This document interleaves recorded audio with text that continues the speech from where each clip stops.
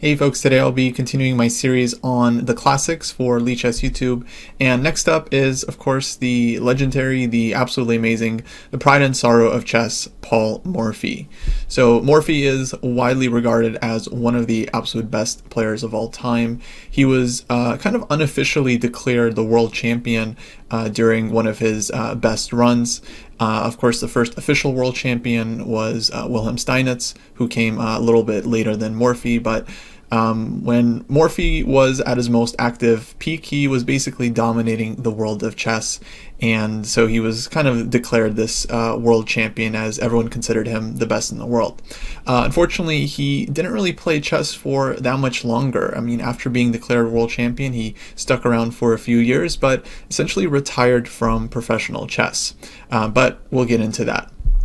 So Morphy was actually born and raised in New Orleans, and he was kind of a classic child prodigy. Like, first he beat his dad, then he beat everyone in his city, and very quickly he became the best player in the United States, actually beating Louis Paulsen, the player I covered in the previous video, in a series of games quite handedly. After becoming the more or less best player in the United States, he then wanted to challenge the best players in Europe and the rest of the world, as most of the world's best players at the time were in Germany and France and London and so on.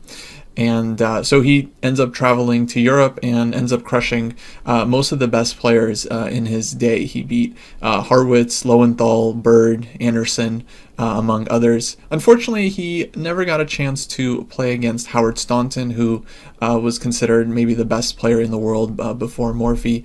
They had some back and forth, but ultimately a match was never set up. And a little bit unfortunately, since Morphy had retired, he never ended up playing Steinitz, who very much wanted to play Morphy, challenged him to a match, but unfortunately that never materialized.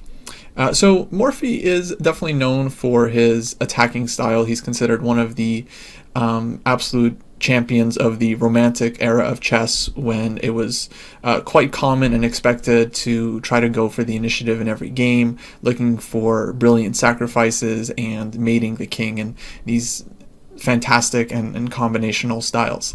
And Morphy definitely had his fair share of flashy wins. He basically crushed everyone growing up. I think I looked at his record, and according to chessgames.com, he has something like an 85% win rate in around 200 or so real tournament games. So this wasn't including any kind of exhibition game where he would often give players odds, play blindfold. It wasn't including any of those games, which he also won most of. So the first game I wanted to start with in this video is, of course, one of Morphy's best known games, perhaps his most famous win. And this was one of these casual games against two players, Duke Karl and Count Isouard. And I'm not going to cover too many details about this game, because I'm sure many players have probably seen it many times, but it was pretty representative of Morphy's style. I don't think he was the flashiest player in the world. I think players like Anderssen maybe had a little bit more fancier combinations. But Morphy just had a very direct attacking style, in my opinion. He kind of set his targets, and he found the most efficient ways for his pieces to then gang up and destroy those targets over the chessboard. Here, after Black's last move, b5, he ends up sacrificing a piece with knight takes b5 here. And the point being that after giving up the piece, he's left with this very direct and straightforward attack against Black's king on e8. Black goes knight bd7, he castles queenside, not only securing his king, but also activating his rook and putting pressure on the knight. Black defends here with rook to d8, and now comes just a really fantastic idea, rook takes d7. So he takes with the rook on d7 here. Black cannot take back with the knight on account of his queen hanging. Black has to take back with the rook. He goes rook takes d7, and now he simply follows up with rook to d1, keeping the pin alive against Black's king. And essentially what he's done is he's traded his rook on d7 on d1 for one of Black's defenders, brought his second rook in, and now Black doesn't have a second defender to come to d8 and defend this poor rook. So now white is kind of winning the battle in terms of attackers versus defenders, and even though black is a full rook up in this position, this extra rook is on h8 and obviously not participating in the game. So black tried to defend with queen e6, looking for a queen trade, and this ends with a very elegant mating combination: bishop takes d7, knight takes d7, and queen b8 check.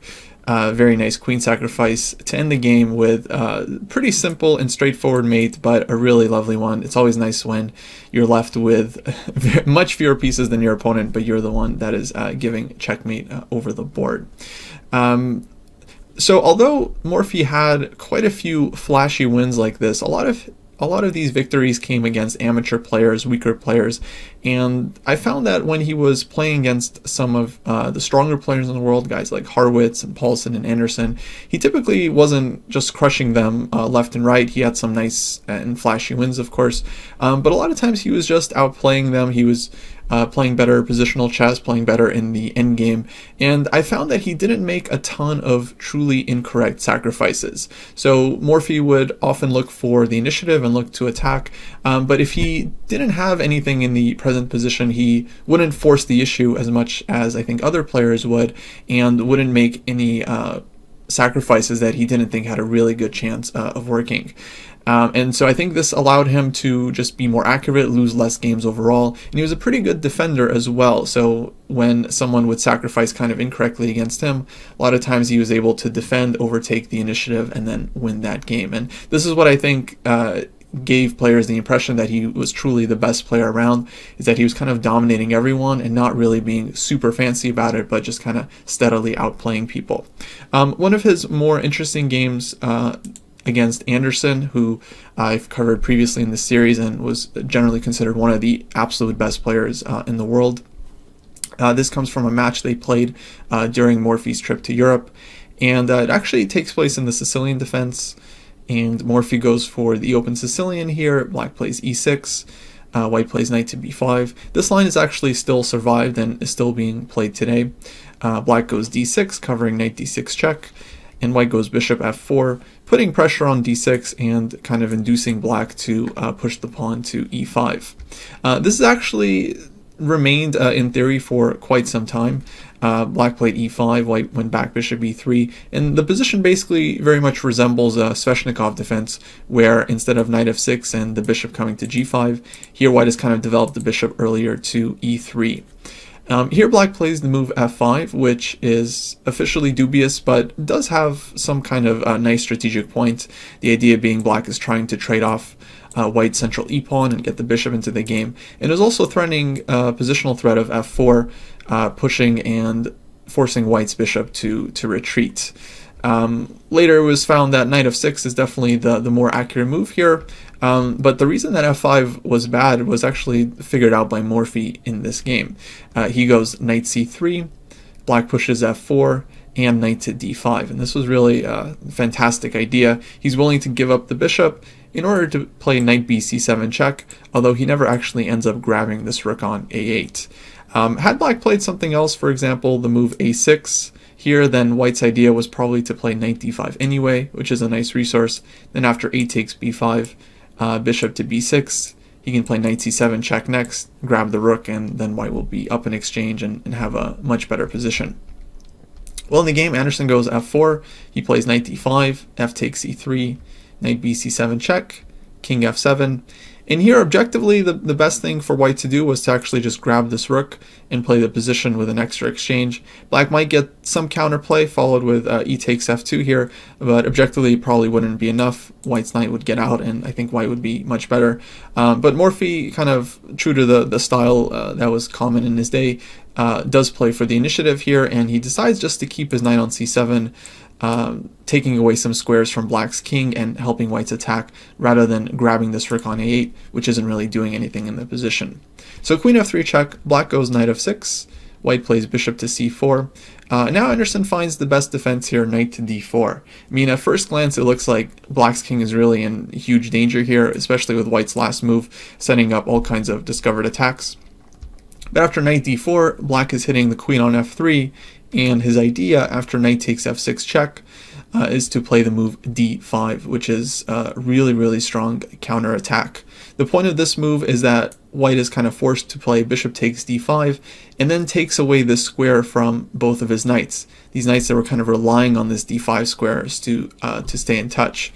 For instance, had black not played a move like d5 and played king to e7, then white immediately goes knight back to d5 check, king d7, queen f7 check, and here white is going to have a mating attack. One nice line after bishop e7, for example, white takes on e3, and if black goes rook f8, white can go ahead and ignore this attack with e takes d4. The point being, after rook takes f7, bishop b5, black's king has gotten mated. So with king e7 not working, black plays this move d5, but unfortunately for Anderssen, after bishop takes d5, he ends up choosing wrong, and he plays king g6 based on likely miscalculation. Had black played king e7 in this position, where white does not have the move knight to d5 check, this would actually technically be unclear. Stockfish thinks the position is headed towards some kind of draw by repetition, or some kind of dynamic equality after queen h5.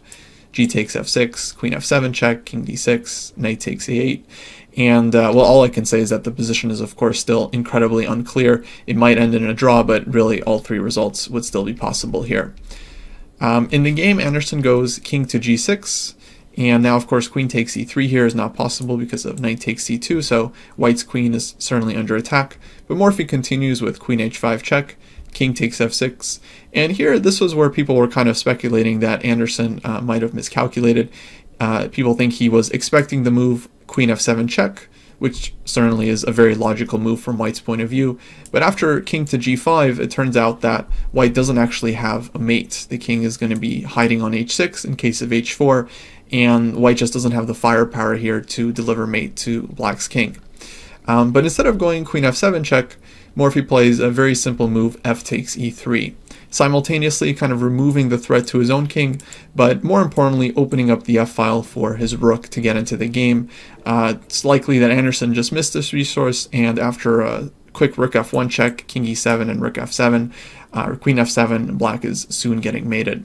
So the game ended after knight takes e2 check, white played king to e2, and here black resigned in view of the rook soon coming to f1. For example, after knight takes a1, rook f1 check, king e7, queen takes e5, the king is quickly just getting surrounded with white's pieces and just getting mated after queen to b5. So this was a really fantastic victory by Morphy. It was only 17 moves, and this one was of course a very interesting and complicated attacking game, and it seems like he got the better of most players in these types of positions. If you want to check out the full PGN to this game, as well as a couple of other games I've included, there is a link to a Lichess study in the description below. One more game I wanted to show, because of course Morphy had just a ton of very famous games. I'm sure a lot of players are familiar with them, a lot of fantastic combinations. One that I was particularly impressed with was this game, which actually comes from a Blindfold simul, which Morphy was famous for giving. He would give these like 8-board, 10 boards, blindfold simuls where you'd play 10 players at a time, wearing the blindfold, not seeing any of the positions. Something that's truly remarkable. I think he was one of the first players to really be like a blindfold chess expert. And this is one of them that particularly impressed me. He had this position as white, and black's last move was h6, and Morphy plays the move queen to d2 with a very simple but deadly double attack. White is hitting the bishop on d7 and also threatening rook takes h6 followed by queen takes h6 with a simple mate in 2. So I don't think this tactic was so hard to see blindfold for a player of Morphy's caliber, but the finish to this game really impressed me. Black goes king h7, gives up the bishop, but of course he has to defend against the checkmate. White takes on d7, black played bishop d6, and here white is up a piece. He can win, with any number of moves. He can play queen takes c8, he can play queen f7, but Morphy finds the absolute strongest continuation and the most direct and forcing win, which involves multiple piece sacrifice, of course. Rook takes h6 check, king takes h6, and now if white tries queen f7, which looks very logical, black would actually be able to defend against this threat with queen to e8. But instead, white's idea is to simply play the very quiet move rook to d3, leaving the queen on d7 absolutely hanging, but threatening rook h3 mate, and black's king is totally stuck here. Black tried king h5, but now white's queen gets in with check, and the king was quickly mated with queen h5 at the end. And I just really like this example because, of course, with an extra piece here and playing like a blindfold simul, you know, there was no reason to be fancy and win in this stylish way. In fact, most players would simply trade queens in this position and not think anything of it. But it kind of shows, you know, the strength that Morphy had and how good his tactical vision was, his combinational vision. And yeah, to sum it up, I think he had this amazing tactical ability combined with a very strong and intuitive positional sense. So unfortunately, like I mentioned, Morphy did not play for all that long. After being declared this unofficial world champion, he essentially got bored with chess. He refused to play people unless he could also give them some kind of odds, like pawn and move or knight odds or even rook odds. Chess wasn't really seen as such a noble profession back then, so he didn't really want to be a professional chess player for very long. He ended up becoming a lawyer and tragically died quite young at 47, although by then he wasn't really playing much chess. That said, his legacy certainly lives on forever. Morphy will always be considered one of the absolute greatest attackers of the 19th century and simply one of the most innovative and inventive players of all time. Alright guys, hopefully you enjoyed the video. Once again, you can check out the full PGN of these games as well as some other examples in the linked study in the description below, and hopefully I'll catch you next time for future videos. Take care.